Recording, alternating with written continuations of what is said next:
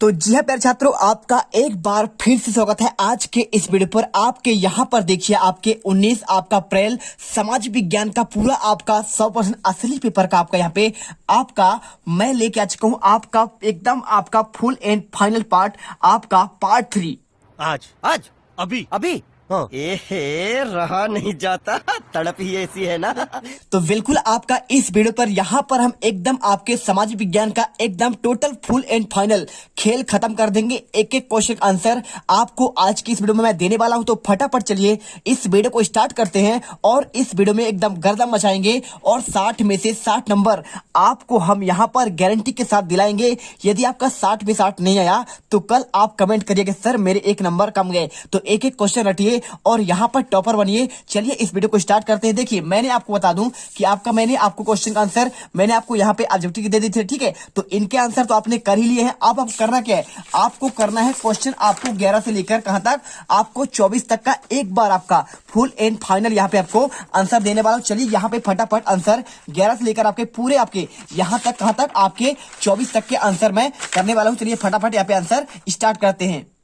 तो चलिए जो भी छात्र यहाँ पर पहली बार विजिट कर रहे हैं तो आपको वीडियो दिल से लाइक कर देना, क्योंकि आपका कुछ नहीं आता, इतने अच्छे तरीके से हम आपको यहाँ पे एक्सप्लेन करते हैं, आपको आंसर बताते हैं। तो फटाफट आप यहाँ पे क्या करेंगे, आपको वीडियो को लाइक करना है, क्योंकि आपको यहाँ पे 100% आपका असली पेपर आपका वायरल पेपर आपको दिया जा रहा है सबसे पहले आपको। इसके साथ ही आपको यहाँ पे 60 में से 60 नंबर लाने की एकदम पूरी आपका व्यवस्था कर दी गई है। बस आप इसे याद करो और पेपर में 60 में 60 नंबर लेकर आओ। चलिए ठीक है, फटाफट यहाँ पे आंसर आपको देखते हैं। क्वेश्चन आपका देखिए, क्वेश्चन 11 से लेकर 20 तक क्वेश्चन आपका यहाँ पे 3 नंबर का है। देखिए पहला क्वेश्चन क्या लिखा है, आपको यहाँ पे नीचे दिए गए प्रश्नों के उत्तर लिखिए और प्रत्येक प्रश्न के आपको यहाँ पे 3 अंक आपको दिए जाएंगे। देखिए पहला क्वेश्चन क्या लिखा है, आपको लिखा है यहाँ पे पांडुलिपियों के उपयोग में इतिहासकारों के सामने कौन कौन सी समस्याएं आती हैं। तो देखिए पांडुलिपि इतिहास के अनेक स्रोतों में से एक है और इनके उपयोग में इतिहासकारों के सामने निम्न समस्या आती है। पहला क्या आता है, पांडुलिपि की लिखावट में समझने की आपको दिक्कत आई, और दूसरा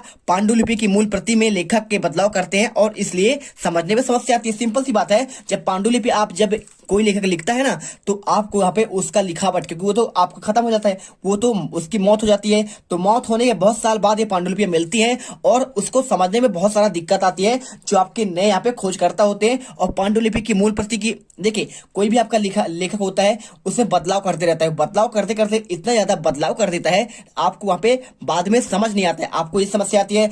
इसके बाद देखिए क्वेश्चन आपका बार बार आता है, राजाओं द्वारा एकत्रित संसाधनों का क्या उपयोग किया जाता है। ठीक है, आपको आंसर देखिए, राजाओं द्वारा एकत्रित संसाधनों का उपयोग प्रजा की यहाँ पे देखभाल और मंदिरों दुर्गों तथा अन्य अभियान के संचालन में आपका प्रयोग किया जाता है, आपको जो धन उसे मिलता है। ठीक है, और इसके बाद क्वेश्चन आता है आपका 13वां। देखिए क्या क्वेश्चन लिखा है, मनसबदार से क्या आशय है। तो आपको बताना है आंसर में, मुगलों की सेवा करने वाले नौकरशाह यहाँ पे आपका मनसबदार कहलाते हैं और मनसबदार अपना वेतन राजस्व एकत्रित करने वाली भूमि के रूप में पाते हैं। ठीक है, जो यहाँ पे आपका जो वेतन देते हैं, ठीक, उनके वेतन के रूप में आपको यहाँ पे जमीन यानी आपको उनको भूमि मिलती थी, तो उन्हीं कहते हैं जागीर। ठीक है, चलिए इसके बाद आपका अगला क्वेश्चन आता है आपका 14वां क्वेश्चन। देखिए क्या लिखा है, सिखों द्वारा स्थापित राखी व्यवस्था किससे संबंधित थी। आपको आंसर करना है, सिखों द्वारा स्थापित राखी व्यवस्था आपको यहाँ पे राज व्यवस्था से आपका संबंधित है। कि सिंपल सा आंसर है, कुछ नहीं करना है आपको, यहाँ पे हर एक क्वेश्चन का आंसर आपको दिया जा रहा है। ठीक है, क्वेश्चन नंबर 15 देखिए लिखा है, भूकंप के दौरान बचाव के लिए हमें कहां कहां आश्रय लेना चाहिए। तो आंसर लिखा है, आपको भूकंप महसूस होते ही घर से बाहर निकलकर खुली जगह पर चले जाए। ठीक है, सिंपल सी बात है, जब भी भूकंप आए ना तो आपको यहाँ पे क्या करना है, आपको घर के किनारे, ठीक है, आपको नहीं छुपना है, पेड़ के नीचे नहीं जाना है, आपको जाना है खुली जगह पर। जब आपका मैदान जहाँ पे हो वहां चले जाइए, रोड पर चले जाइए, और अगर गली काफी सकरा हो और दोनों तरफ यहाँ पे घर से निकलने में काफी वक्त लगने का अनुमान हो, मान लीजिए आप घर से नहीं निकल पा रहे, ठीक है, गली पर आप निकलने में आपको यहाँ पे बहुत सारे आपके क्या है, बहुत सारे मकान हैं, तब क्या करें, आपके कमरे पर ही आपके कोने पर छुप जाएं। ठीक है, कोने में क्या होता है, आपका दबने का चांस बहुत कम होता है और किसी मजबूत यहाँ पे फर्नीचर और उसके नीचे आपको छुप जाना चाहिए। ठीक है, आपको ये आंसर का याद करना है। और इसके बाद 16, अस्थायी बस्तियों के लोग पक्के घर क्यों नहीं बनाते हैं। देखिए अस्थायी बस्ती की बात कर रहा है, अस्थायी मतलब आपका जो उजड़ जाए। ठीक है, तो क्योंकि इनमें से कुछ लोग कुछ समय के लिए इन पर घरों में रहते हैं, ठीक है, तो फिर कहीं अस्थायी घरों में क्या करते हैं, तलाश में चल जाते हैं, कुछ दिन रहते हैं, इसके बाद चले जाते हैं। जबकि लोग पक्के घर बनने तक अस्थायी घर ही बनाकर रहते हैं और फिर पक्के घरों में रहने लगते हैं। सिंपल सी बात है, जब आपके पास पक्के घर हो जाएंगे ना तो आप उसी को छोड़कर आप पक्के घर में रहने लगेंगे। और इसके बाद देखिए क्वेश्चन आपको 17वां, जनसंख्या घनत्व से आप क्या समझते हैं, आपको आंसर बताना है। तो जनसंख्या घनत्व मतलब आपको 1 किलोमीटर पर कितने आपकी जनसंख्या रहती है, आपको ये आपका डिनोट करता है। देखिए किसी भौगोलिक क्षेत्र में रहने वालों की संख्या को जनसंख्या घनत्व कहते हैं और घनत्व को अंग्रेजी में यहाँ पे पॉपुलेशन आपका डेंसिटी कहते हैं। सिंपल आंसर 3 नंबर आपके पूरे नंबर आपको मिल जाएंगे। और यहाँ पर देखिए क्वेश्चन आपका 18वां, प्राथमिक स्वास्थ्य केंद्र किसे कहते हैं, तो आंसर करना है प्राथमिक स्वास्थ्य केंद्र PHC, ठीक है, जिसे कभी कभी सार्वजनिक स्वास्थ्य केंद्र भी कहते हैं। भारत में राज्यों के स्वामित्व वाली ग्रामीण स्वास्थ्य देखभाल सुविधाएं आपको उत्पन्न कराती है।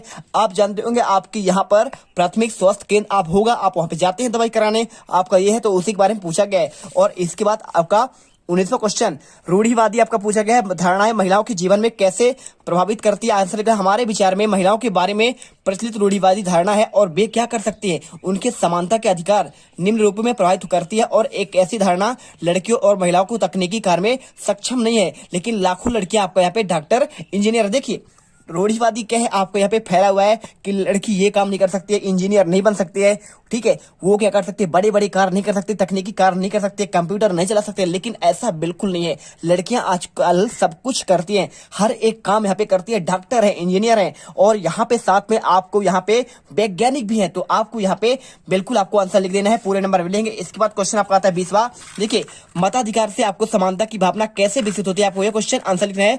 सार्वभौमिक वयस्क मताधिकार का विचार है समानता के विचार पर आधारित है, क्योंकि यह घोषित करता है कि देश का हर वयस्क स्त्री पुरुष चाहे उसका आर्थिक स्तर या जाति कुछ भी हो, वह समान रूप से यहाँ पे वोट देने का आपका अधिकार है, ठीक है। तो सिंपल सा आपको देखिए क्वेश्चन आपको यहाँ पर मैं आपको आंसर बता दिया 20 तक, ठीक है। इसके बाद देखिए क्वेश्चन आपका यहाँ पे दीर्घ उत्तरी क्वेश्चन स्टार्ट होता है 21 से लेकर 24 तक तो दिया गया है। नीचे दिए गए प्रश्नों के उत्तर आपको लिखना है, प्रत्येक प्रश्न के लिए आपको 5 अंक आपको निर्धारित किए गए। क्वेश्चन देखिए, चोल राजाओं के पास आपका कृषि और सिंचाई की आपके क्या क्या व्यवस्थाएं थी, आपको यहाँ पे बताना है। तो आपका सिंपल सा आंसर है आपको यहाँ पे 5 नंबर का। तो देखिए आपको पहला आपको अध्याय देखेंगे तो आपको यहाँ पे आंसर, आप पहले क्या करिएगा, आपको इसको देखिए, आपको यहां से लेकर पहले आपको यहां तक आंसर पूरा करना पड़ेगा, ठीक है। और इसको करने के बाद आपको यहां देखिए, इसमें से आपको कुछ आपको यहां पे भी आपको आंसर आपको लग देना है। तो आपको पहले यहां से लेकर यहां तक करना है और इसके बाद आपको यहां से लेकर यहां तक, तो आपके पूरे आंसर यहां पर कंप्लीट हो जाएंगे। और इसके बाद देखिए क्वेश्चन आपको दिया है आपका 22वां, प्राचीन काल में मंदिरों के आसपास नगरों के आपको विकसित होने के क्या कारण थे।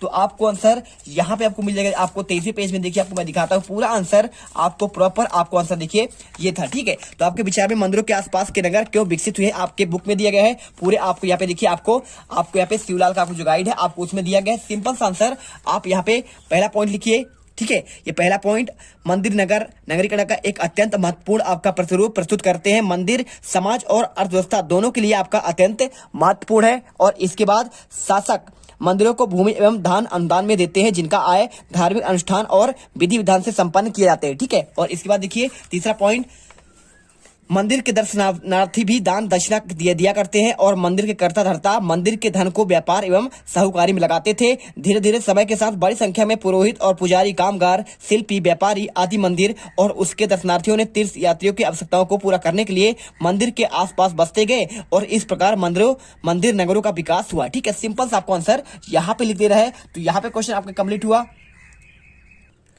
देखिए इसके बाद क्वेश्चन दिया है, नदी द्वारा आपका निर्मित आपको स्थलाकृति को आपको वर्णन करना है। तो बहुत सारे आपका स्थलाकृति होते हैं, देखिए क्या क्या होता है।